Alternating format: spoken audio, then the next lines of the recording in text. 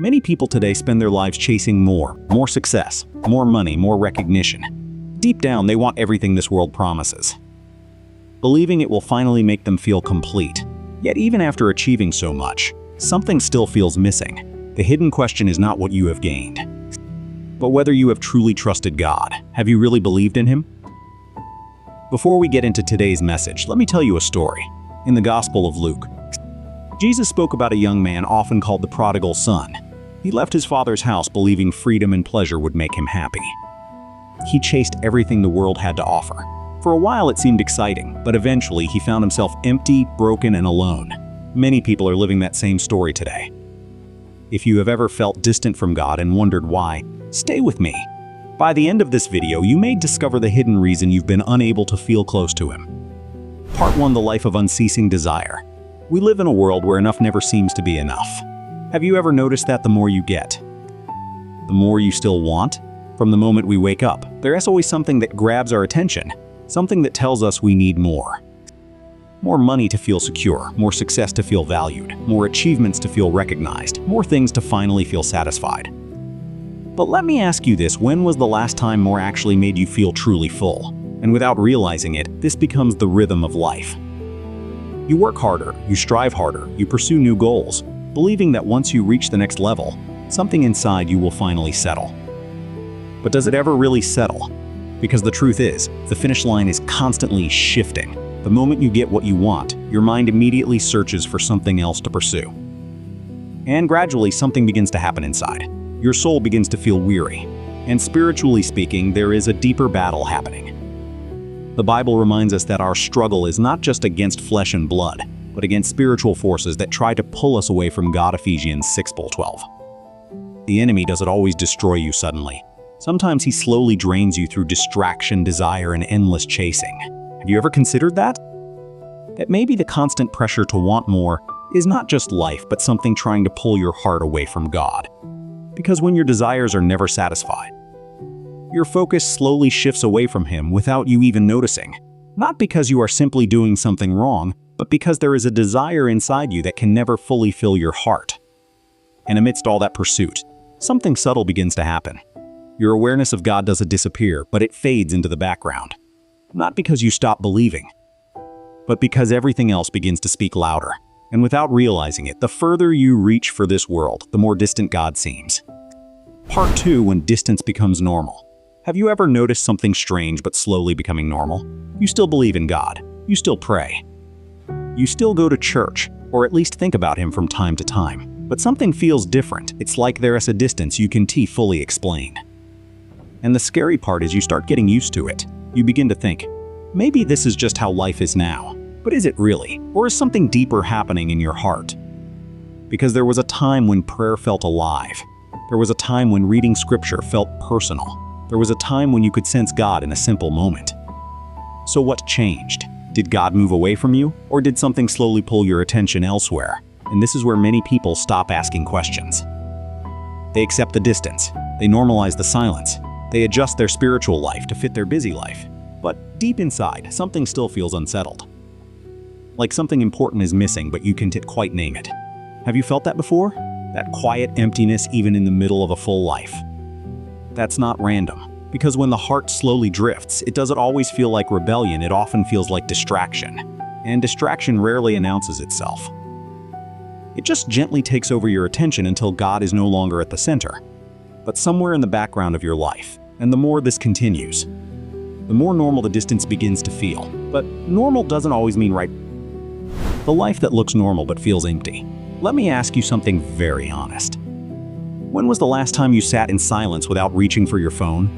No scrolling, no noise, no distraction, just you and your thoughts. For many people, that moment feels uncomfortable now, almost strange, and maybe that already tells us something. Because life today is not necessarily bad, it is just constantly full. Full of noise, full of updates, full of things that demand your attention. And slowly, without anyone noticing, silence starts to feel unfamiliar. But here is the deeper question: if silence feels uncomfortable, what does that say about your inner world?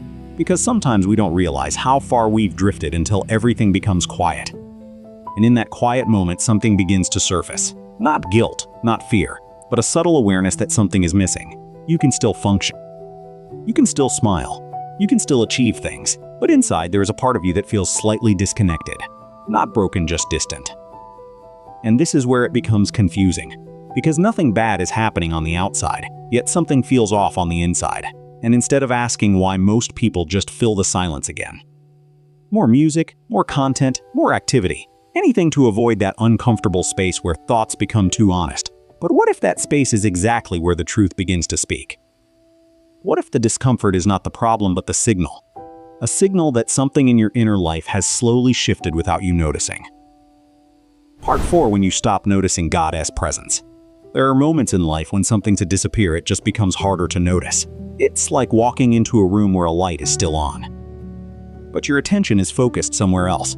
The light hasn't changed, but your awareness has. In the same way, many people don't actually lose their relationship with God overnight. It becomes something quieter, less noticeable. Not because God has moved away, but because life slowly teaches us to look everywhere else first.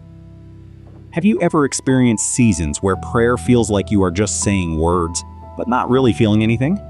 Or moments when reading scripture doesn't touch you the way it used to? And instead of questioning it, you just continue moving forward, hoping it will come back on its own. But what if that shift is not random in the Bible? There are times when even faithful people felt this kind of distance. David cried out, "Why are you so far from saving me?" Psalm 22:1. Elijah once felt completely alone, believing he was the only one left. These moments don't always mean absence. Sometimes they reveal how deeply human we are and how easily our awareness can fade when life becomes heavy, fast, and emotionally loud. The danger is not that God stops being near. The danger is when we stop recognizing Him in the middle of everything. And slowly, without realizing it, we start to interpret silence as distance instead of learning how to look again with a different heart. Part 5: The moment you start to wake up.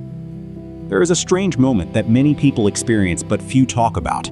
It's not dramatic, it doesn't happen in an instant, it usually comes quietly. In the middle of an ordinary day, you pause for a second and a thought crosses your mind.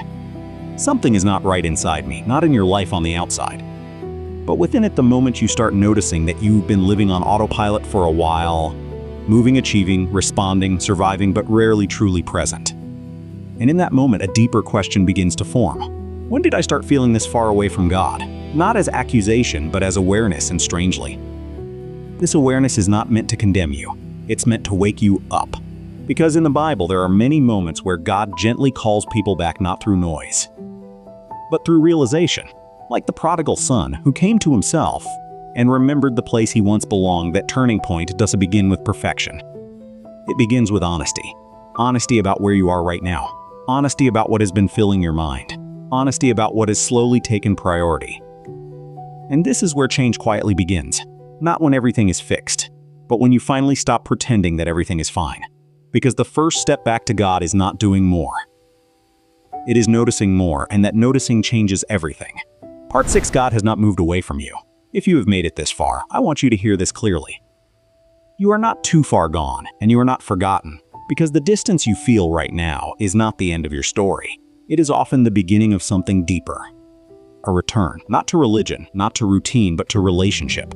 Many people think coming back to God means fixing everything immediately, but that is not how it usually begins. It starts much simpler than that. A quiet moment of honesty, a small prayer that feels weak, a decision to turn your heart again, even if you don't feel much yet. And that is enough to begin. Because God does not measure your return by intensity but by sincerity. There is a verse that says, "Draw near to God, and He will draw near to you," James 4:8. Notice something important here. The first movement is always from your side, not because God is far, but because He is waiting for your attention to return. So maybe the real question is not, why can I feel close to God anymore? Maybe the question is, when was the moment I stopped turning toward Him? And if you are realizing that right now, that awareness is not something to ignore, it is an invitation. This is a gentle one to come back slowly, honestly. Today, CT, if this message spoke to you, don't just scroll away. Take a moment to reflect. And write down one thing you feel God is reminding you right now.